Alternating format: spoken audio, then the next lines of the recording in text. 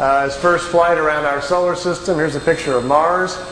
By the way, this is not a professional tape. As you can see, these pictures are in a picture album, and I've just got my camcorder out, and Wendell and I are flipping through the pictures. So this is not a produced tape for you to look at. So it'll probably never be on the market, but at least you get a chance to see some of these pictures. This is Mars just from a different direction with the sun very bright on it.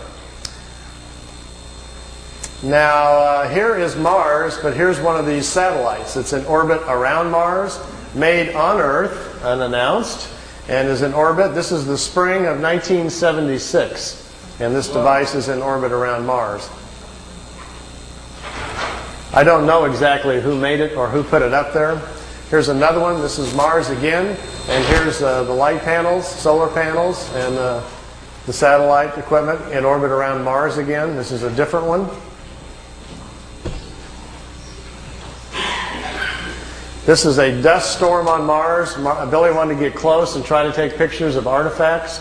You've all heard about some of the Sidona Plaza on Mars, about the face on Mars that Richard Hoagland and other people have been looking into. Billy published a paper back in the 70s talking about that. There was a race of people who lived on Mars. They had a terrible catastrophe about 186,000 years back. At the time, there was about 40 million people killed on Mars, and they're all gone now, of course. So there were societies there, and we will find quite a few remains of their civilization once we get up there. Here he's on board one of their large motherships. This is the side or the edge of a saucer that was parked inside as he was walking by it. Here's Jupiter. Here's the mothership in orbit. They're flying into it to go aboard. It was 17 miles high and about 10 miles in diameter. He spent 3 days on it. They went to different places in our galaxy to show him around. This was the craft that was right in front of him as they were flying into it. He took a picture of that one. Here, again, is back at Mars. These aren't in any particular order. Here's another object in orbit around Mars. And look, here's an American flag on it. So there's a couple of things that they put up there that the military's put up that we don't know about. This is a picture of Billy in a suit. He's on a prehistoric planet to see the dinosaurs. He's got a breathing apparatus on. This is a Pleiadian man, and they've stepped outside of the ship so he can see the animal life on this prehistoric world. Got his picture taken too. That's pretty good.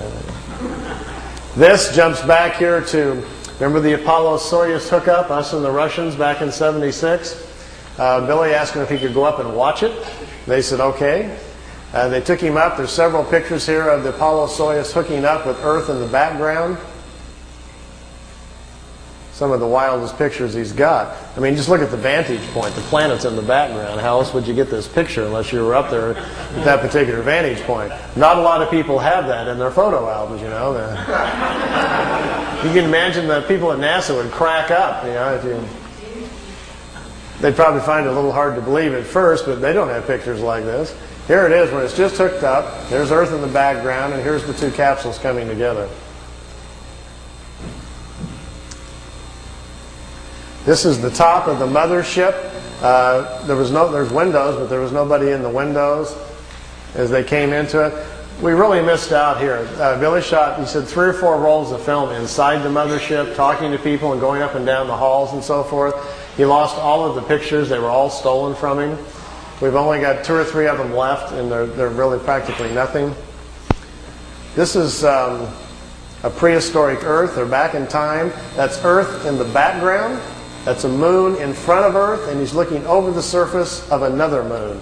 At that point, they told him there were 2 moons in orbit around planet Earth. We think we're about 60 million years back. Here's another picture over the surface. Neither one of those moons is currently the moon that's in orbit now. The moon that's in our orbit now, they say, has only been there around 5 million years. Look at this one. This is another piece of equipment in orbit around Mars, and it's huge. It's like a space station.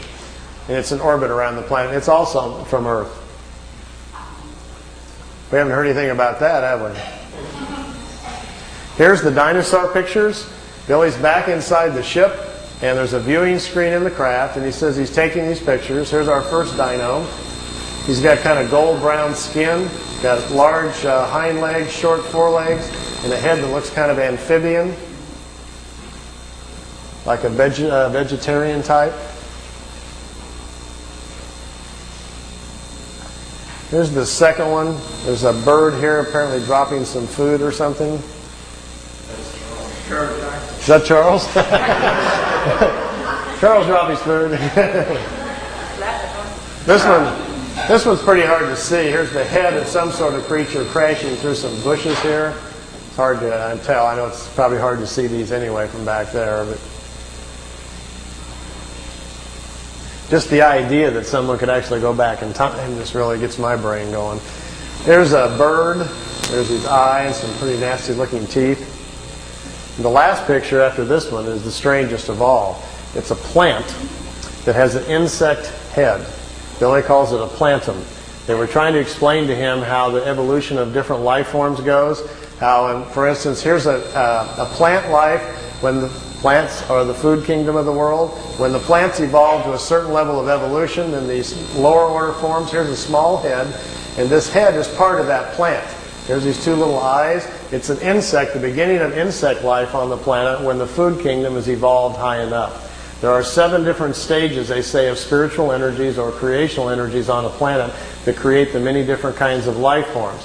There's a transition from one kind to the next. Ours is the 7th or the last one.